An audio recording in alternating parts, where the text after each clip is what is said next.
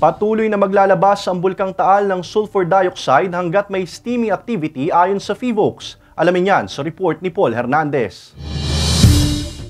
Malinaw na nababanaag ang maladisyertong kulay ng Bulkang Taal sa malayuan. Nangyayari yan tuwing tatamaan ng sikat ng araw ang Bulkang Taal. Kanina, may mahihinang usok ang namataan na kumakawala sa himpapawid. Hindi pa rin nagbabago ang huling naitalang sulfur dioxide emission nito sa mahigit 12,600 na tonelada. Kung kailan hihinto ang pagbubuga ng usok ng Taal, wala raw katiyakan dyan. Sabi ng PHIVOLCS, hanggat may maiinit na materyales gaya ng bato at likido sa bunganga ng bulkan, magpapatuloy ang steaming activity ng Taal. Kasama na raw riyan ang sulfur dioxide. May pagkakataon nga lang daw na may hina ang pag-usok nito. Every time na may steaming activity, may kasamang sulfur dioxide din. So, depende sa prevailing wind directions, pwede magkaroon ng fog kung mabagal yung sangin natin. Sa 24 oras na monitoring ng ahensya, isang volcanic tremor lang ang naitala ni hindi raw yan naramdaman na tumagal lamang ng 8 minuto.